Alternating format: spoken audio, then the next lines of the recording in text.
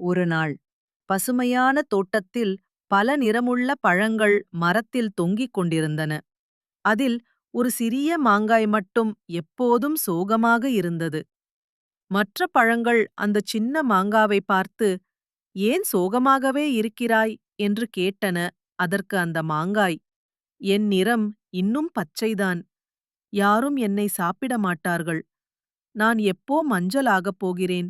என்று பதிலளித்தது.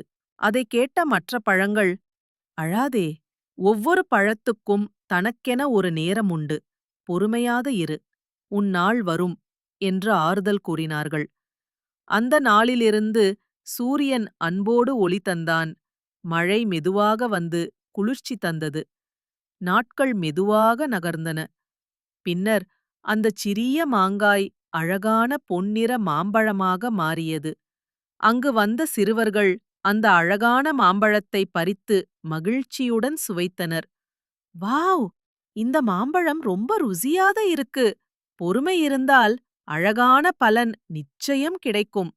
ஆம் பிள்ளைகளே, பொறுமை ஒரு மிகப்பெரிய குணம். Thank you for watching.